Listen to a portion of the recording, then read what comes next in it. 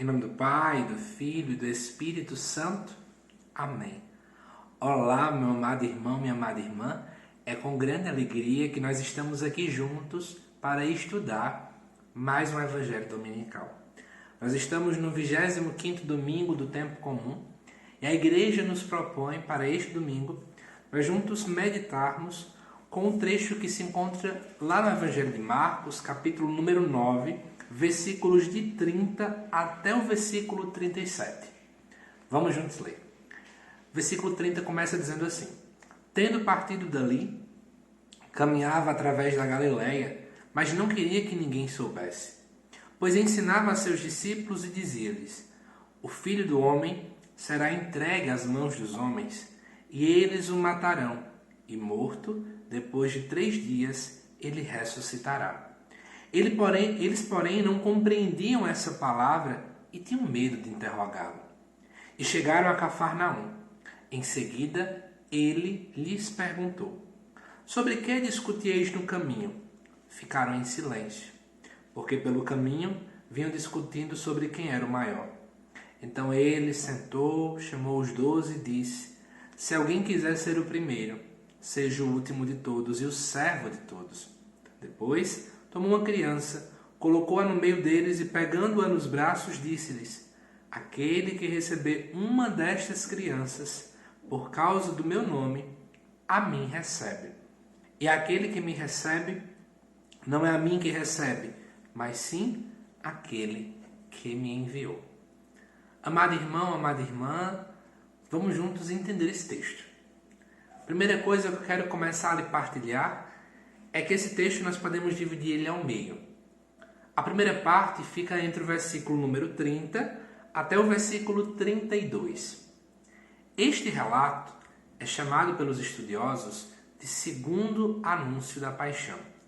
É a segunda vez dentro do Evangelho de Marcos que Jesus fala o que ele vai sofrer. Se você não viu o primeiro anúncio, foi semana passada. Inclusive vai aparecer aqui agora para você em algum local da tela um card para caso você queira ver o Evangelho da última semana, onde eu falo sobre o primeiro anúncio da paixão. Mas vamos continuar. Essa primeira parte contém o segundo anúncio da paixão. Primeira nota importante está lá no versículo 30.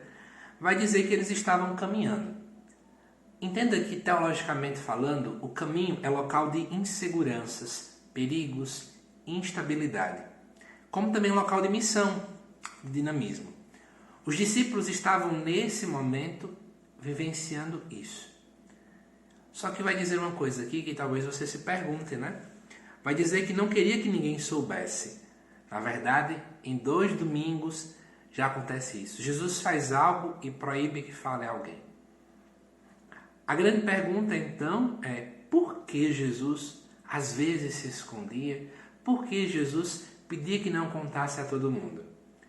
Essa temática é chamada pelos estudiosos dos evangelhos de segredo messiânico. Eu vou te ajudar a entender, tá certo? Primeiro, é claro que nesse texto, a intenção do evangelista Marcos é levar a compreender que Jesus queria ficar com os discípulos para poder formá-los, prepará-los para aquilo que há de vir. Tudo bem? Mas por que em alguns momentos Jesus realizava uma cura, um milagre e dizia não conte a ninguém? Nós temos algumas justificativas muito plausíveis. Uma delas, por exemplo, é que aquele povo não estava preparado ainda. De fato, ninguém tinha compreensão de quem Jesus era. Esse fato só foi compreendido após a sua paixão, morte e ressurreição. Segundo motivo, é que na verdade, se a fama se espalhasse, iam apenas ver Jesus como um curandeiro, como um milagreiro, e não como um filho de Deus. De fato, a fama se espalharia e as pessoas não procurariam o Cristo, mas sim o que o Cristo faz. E um terceiro detalhe, que nós podemos também refletir juntos, é que na verdade, se a fama de Jesus se espalhasse muito rapidamente, as autoridades judaicas, que inclusive foram elas que o condenaram, iriam ter condenado Jesus muito mais rapidamente. Era preciso que Jesus fizesse aquilo que era preciso fazer em terra, cerca de 3 anos de vida pública, para só depois então ser crucificado, ser morto e depois ressuscitar. Tudo bem? Mas vamos continuar. No versículo 31 vai dizer que Jesus então ensina e ele vai falar sobre o seu sofrimento. Não vou explorar muito isso aqui. Esse é o segundo anúncio da paixão. No versículo 32 vai dizer que eles não compreendiam direito Jesus e tinham medo de interrogar. E a grande pergunta é por que eles tinham medo?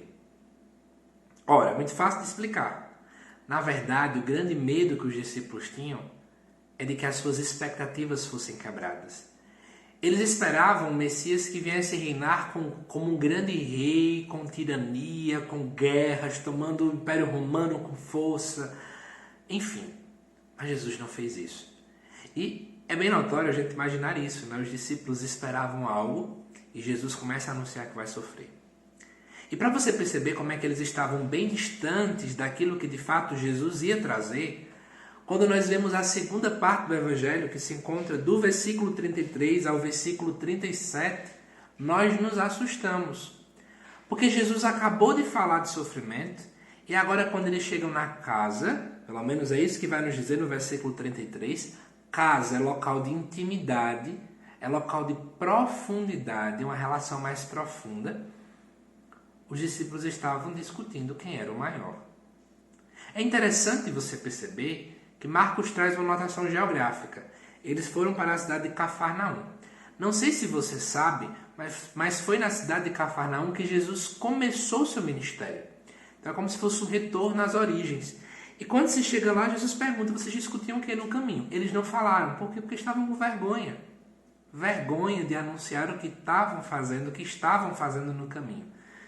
E aí, o que acontece? É interessante nós percebermos que Jesus Cristo poderia ter se revoltado, se desgostado, e realmente isso aconteceu, é óbvio. Mas Jesus não cansava de ensinar. Por isso que ele senta, chama os 12 e começa a ensinar.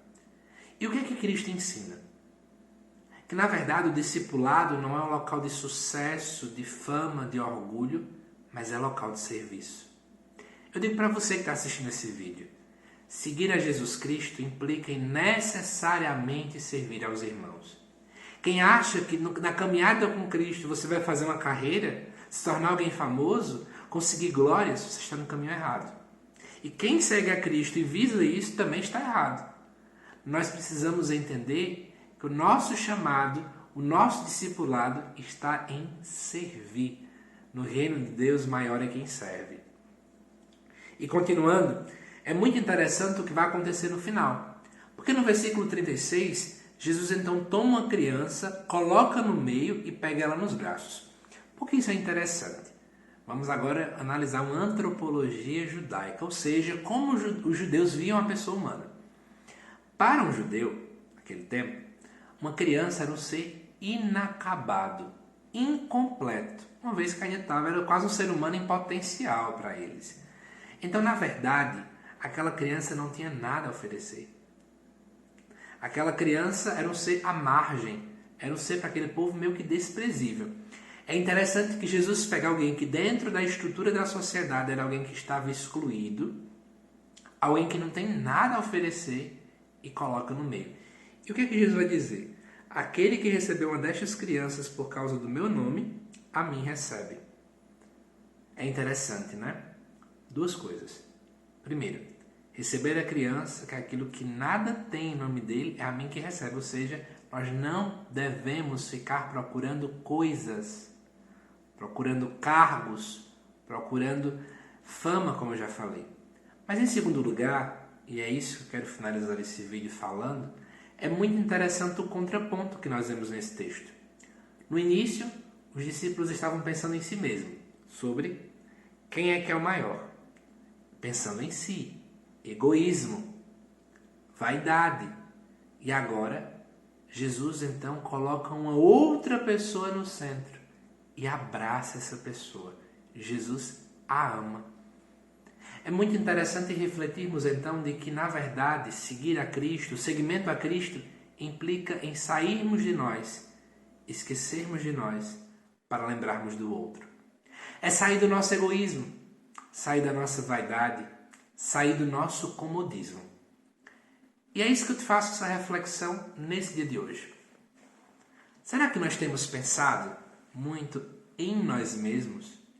Será que nós temos servido aos irmãos? Para refletir que o maior serviço e o mais perfeito foi o de Jesus.